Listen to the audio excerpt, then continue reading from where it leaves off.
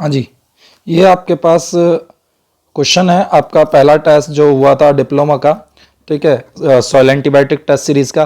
तो इसमें पूछा है रूट टाइम मेथड। एक्चुअली इसका पूरा नाम है स्क्वायर रूट टाइम मेथड। दो मेथड हैं सीवी डिटर्मिनेशन यानी कोफिशिएंट ऑफ कंसोलिडेशन डिटर्मिनेशन के।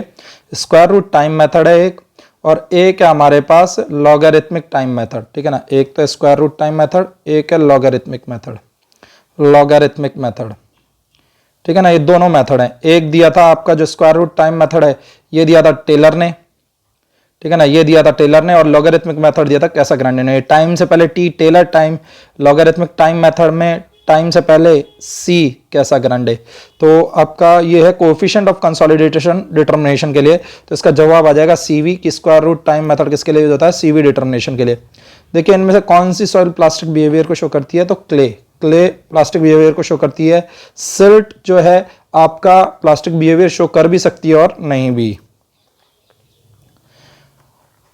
इनमें से करेक्ट स्टेटमेंट बताना है। तो वॉइड रेशियो क्या होता है? वीवी बटे में वीएस। तो यही ए दे रहा है। The void ratio in soil is defined as the ratio of volume of void to the volume of solids. तो ये सही है, ठीक है ना, ये सही है। The porosity of a soil, भैया पोरोसिटी क्या होता है? वीवी बटे में वी, ठीक है। The porosity of a soil is defined as the ratio of volume of void to the gross volume of the soil. तो ये भी सही है, ठीक है ना।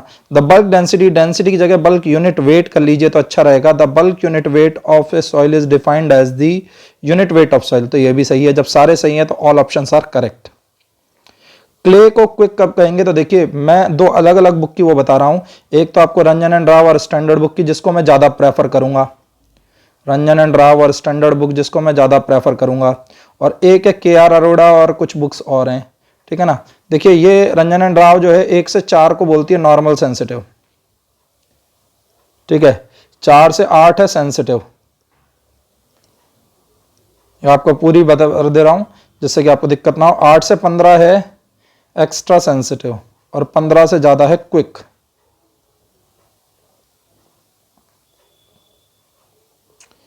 और जो के आर अरोड़ा में आपको दिया हुआ है, देखिए less than equal to 1 sensitivity, अगर लेस देन इक्वल टू 1 है तो इनसेंसिटिव हो गया। भैया कोई फर्क ही नहीं पड़ा, ठीक है ना, ये इनसेंसिटिव हो गया,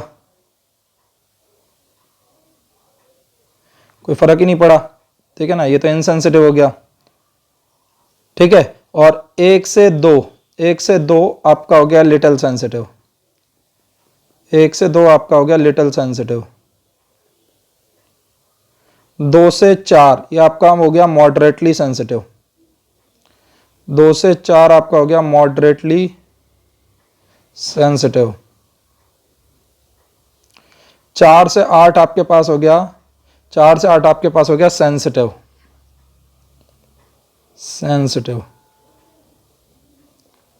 8 से 15 हो गया 8 से 16, इसमें 16 दिया हुआ है एक्स्ट्रा सेंसिटिव।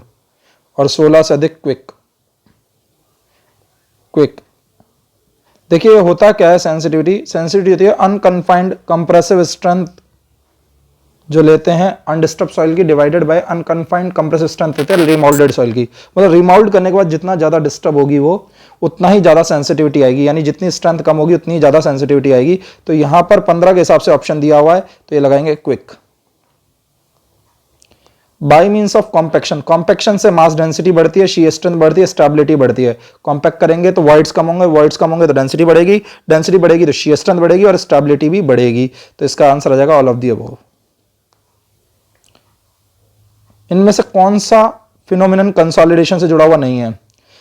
ये कह रहा है occurs when soil is loaded, when soil is loaded with external load और सल्फेट। भैया किसी भी लोड के कारण आपका जो कंसोलिडेशन है अकर होगा, सल्फेट से भी होता है और एक्सटर्नल लोड से भी होता है। सॉइल कंप्लीटली सैचुरेटेड होनी चाहिए, सही बात है। टाइम डिपेंडेंट फिनोमिनन है, सही बात है। तो इसमें पूछा नॉट एट्रीब्यूट। आगे पढ़ते हैं volume reduction due to expulsion of air. तो एयर की तो बात करते ही नहीं है हम, तो किसकी वजह से बोलते हैं? एक्सपल्शन ऑफ वाटर की वजह से बोलते हैं। तो भैया ये आंसर आ जाएगा डी, क्योंकि नॉट वर्ड है। हाँ जी, श्रिंकेज लिमिट पर डिग्री ऑफ सैचुरेशन 1 होता है।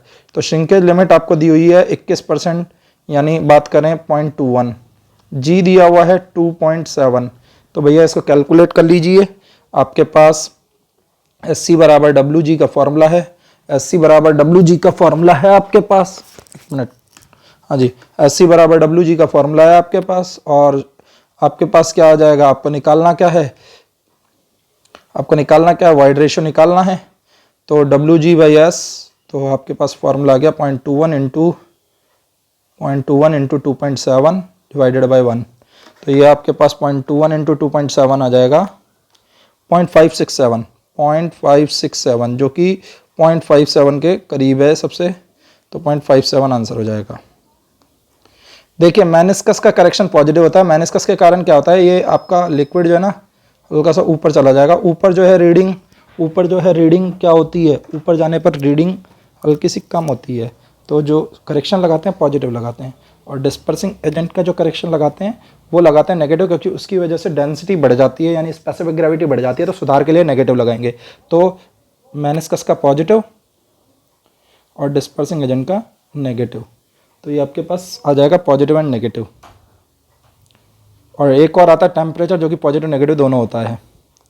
हाँ जी, आपका टाइम फैक्टर होता है, अगर 60% तक की बात करें तो टाइम फैक्टर होता है π/4 u का स्क्वायर, या π/4% u बाई डिवाइडेड 100 इसका स्क्वायर।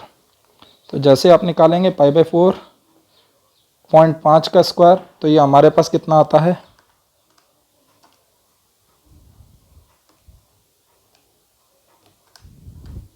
यह 0.1963, तो ये सबसे क्लोज 0.2 के है, in the shear test on cohesionless soil if the initial void ratio is less than critical void ratio। देखिए अगर initial void ratio critical void ratio से कम है तो पहले तो घटेगा और फिर बढ़ेगा, ठीक है ना। ये आपका अगर क्रिटिकल void ratio में है तो कोई चेंज नहीं होगा, जब क्रिटिकल void ratio से कम है तो ये इस तरीके से होता है, और जब क्रिटिकल void ratio से ज़्यादा है तो ये आपका घटता ही जाता है। ये आपका E बता रहा है, ये आपका स्ट्रेन बता रहा है, ठीक है ना। तो पहले घटेगा, आपसे ये केस दिया है कि क्रिटिकल void ratio जो है वो कम है क्रिटिकल void ratio से, तो initial decrease then increase in volume, ठीक है। लेकिन ये ध्यान रखना डेंस सॉइल में ही होता है जनरली, ठीक है ना। जो डेंसिटी डेंस सॉइल में होता है, तो डेंस सॉइल है तभी क्रिटिकल void ratio से कम है इसका, ठीक है ना, तभी void ratio critical void ratio से कम है।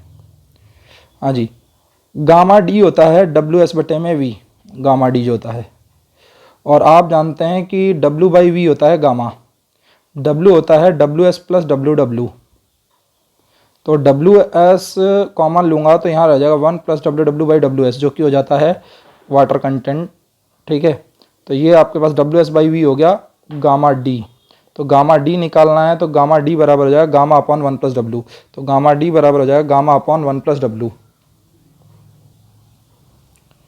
हाँ जी, जिसमें कंसोलिडेशन चल रहा है, ठीक है ना, एग्जिस्टिंग ओवरबर्डन प्रेशर के कारण कंसोलिडेशन जिसमें चल रहा है कंसोलिडेशन, वो हो गई अंडर कंसोलिडेटेड सॉइल, ठीक है ना। जिसमें कंसोलिडेशन चल रहा है वो अंडर कंसोलिडेटेड सॉइल हो गई, और जिसमें कंसोलिडेशन कंप्लीट हो चुका है और जो प्रेजेंट इफेक्टिव ओवरबर्डन प्रेशर है वो मैक्सिमम है, तो आपका नॉर्मली कंसोलिडेटेड सॉइल। और अगर पास्ट में प्रेजेंट की तुलना में मैक्सिमम रह चुका है तो वो होती है आपकी प्री कंसोलिडेटेड या ओवर कंसोलिडेटेड। हाँ जी, ये क्वेश्चन है फेलियर प्लेन के लिए, आपको मोहर सर्किल बनाना पड़ेगा जी, ठीक है ना। मोहर सर्किल से होगा ये इस पर टेंजेंट है, तो ये टेंजेंट है, ये फाई है, ठीक है। ये आपका मेजर 2 थीटा मेजर है, ठीक है। ये आपका 90 आएगा क्योंकि टेंजेंट हमेशा रेडियस पर 90 डिग्री कौन बनाती है, तो ये वाला एंगल हो जाएगा 90 माइनस फाई, तो ये वाला थीटा मेजर वाला हो जाएगा 90 प्लस फाई, 2 थीटा मेजर, तो थीटा मेजर आएगा 45 प्लस 5/2, थीटा मेजर आएगा 45 प्लस 5/2, और ये आएगा 2 थीटा माइनर 90 माइनस 5 जो 5 आएगा ना, ये 2 थीटा माइनर आएगा, तो थीटा माइनर आएगा 45 माइनस 5/2। 5 डैश इफेक्टिव के लिए दे देता है, कभी कभी डैश लिख देता है, तो ये 5 डैश ले होगे तो ये 5 डैश हो गया, ठीक है ना। तो मेजर वाला आ गया 45 प्लस 5 डैश बाई 2, ठीक है ना। तो इसमें आपसे मेजर से पूछा है, मेजर प्रिंसिपल प्लेन से, तो 45 प्लस 5 डैश बाई 2। लेकस्ट्राइन सॉइल जो होती है लेक बेड पर जो डिपॉजिट करती है वो लेकस्ट्राइन सॉइल हो गई, ठीक है ना। आपको अलग अलग बताया हुआ है, एलुवियल बहते हुए पानी से, ठीक है ना, एलुवियल बहते हुए पानी से रिवर वगैरह के, कॉलुवियल जो ग्रेविटी से होगा, टेलस एग्जाम्पल है, एओलियन या इओलियन जो है वो आपका विंड से है, ठीक है ना। 2 एग्जाम्पल है इसके, लॉयस सैंड ड्यून्स, और आपके पास ग्लेशियल है जो ग्लेशियर से होगा, ठीक है ना। आपके पास ये एक हो गया लेकस्टाइन और एक हो गया मैराइन, लेकस्टाइन लेक बेड पर, मैराइन सी बेड पर। तो ये आपको पता होने चाहिए। ठीक है,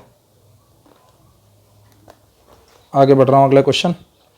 देखिए आपको अभी अभी ऊपर क्वेश्चन कराया था, गामा बराबर गामा डी 1+W आएगा, या रो बराबर रो डी 1+W आएगा।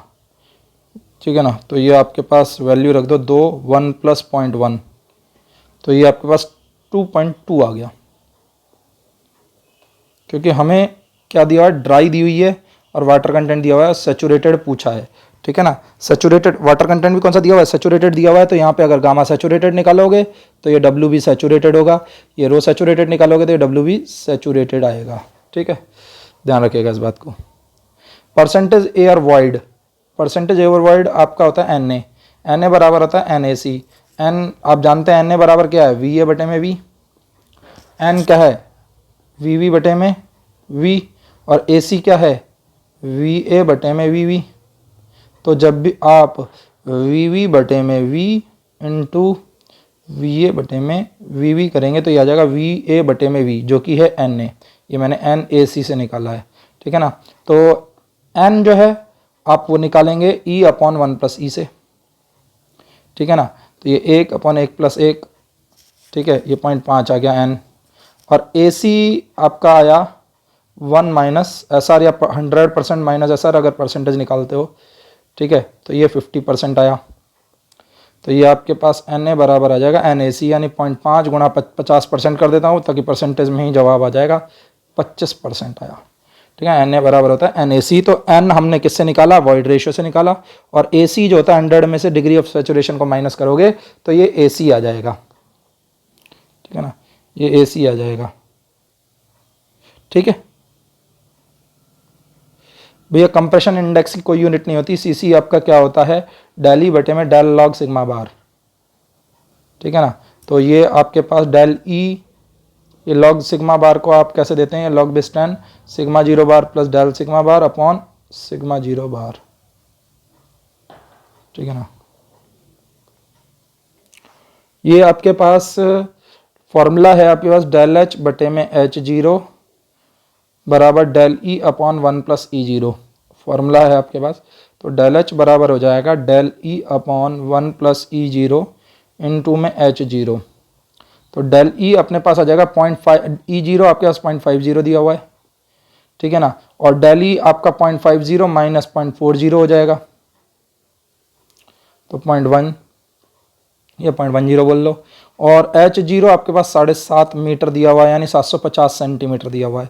बस वैल्यू निकाल दो, 750 बटे में 1 + 0.50 इंटू में 0.10, तो 0.1 से ये रह जाएगा 75 बटे में 1.5, 75 बटे में 1.5 जो आएगा 50 आएगा, तो आ गया 50 सेंटीमीटर।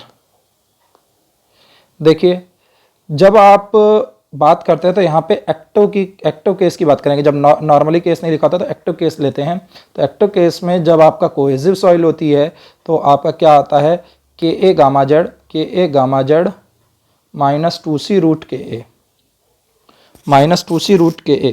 ठीक है, के गामा जेड -2c√Ka, के ए यहाँ पे 1 आएगा क्योंकि आपका φu 0 है। ठीक है ना, φu 0 है, और यहाँ पे सी बी सी यू लेंगे अनड्रेन्ड केस का, φu 0 है तो सी बी आपका सी यू हो जाएगा। तो के ए 1 हो गया, तो पी ए हमारे पास आया गामा जेड -2cu। ठीक है, अब आपके पास यहाँ जैसे ही जेड 0 रखोगे तो पी ए आएगा -2cu। ठीक है, और नीचे जाते जाते वो बनता जाएगा, तो यहाँ से ऐसे आएगा 2cu, और ये नीचे जाते जाते यहाँ पे आपका गामा जेड, मान लो ये एच हाइट है। ठीक है ना, एच हाइट है तो गामा एच -2cu। ठीक है ना, जैसे ही जेड बराबर एच रखा तो आपके पास पी ए बराबर आ जाएगा गामा एच -2cu। अब जहाँ पे ये नेगेटिव और पॉजिटिव दोनों एक दूसरे को कैंसिल आउट कर दें, वही अनसपोर्टेड कट होगा। दो तरीके के क्वेश्चन आते हैं, एक तो आता है कि डेप्थ ऑफ टेंशन क्रैक, तो डेप्थ ऑफ टेंशन क्रैक तो ये होती है जेड सी, और एक आता है आपके पास अनसपोर्टेड कट। तो अनसपोर्टेड कट का जो क्वेश्चन आता है वो एच सी बराबर 2ZC हो गया। ठीक है ना, एच सी बराबर 2ZC हो गया, वो एच सी बराबर 2ZC हो गया। अब ये जेड सी ये है अनसपोर्टेड कट की, जेड सी तो टेंशन क्रैक की है, ये है डेप्थ ऑफ अनसपोर्टेड कट। ठीक है ना, ये है आपका unsupported cut, depth of unsupported cut H C. तो देखिए जेड सी कैसे निकालेंगे, तो जेड सी पे तो इंटेंसिटी जीरो हो रही है ना, तो इंटेंसिटी जीरो हो रही है तो गामा जेड -2 CU को जीरो कर दो, तो ये जेड जो है ये जेड सी हो जाएगा, या जेड सी जो आएगा यहाँ से जेड सी आएगा वो आएगा 2 CU बटे में गामा। तो आपको तो 2ZC निकालना है, तो 2ZC आ जाएगा आपका 4 CU बटे में गामा।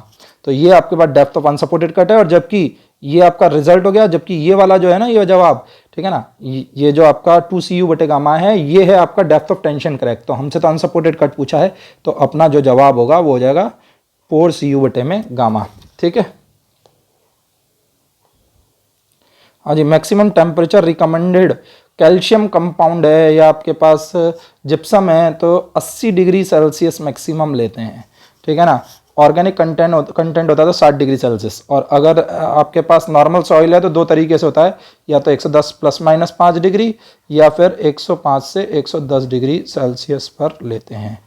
तो ये आपका पहले टेस्ट का आपका सॉल्यूशन था पूरा। तो कैल्शियम कंपाउंड या जिप्सम आ जाएगा तो 80 डिग्री जवाब हो जाएगा मैक्सिमम टेम्परेचर।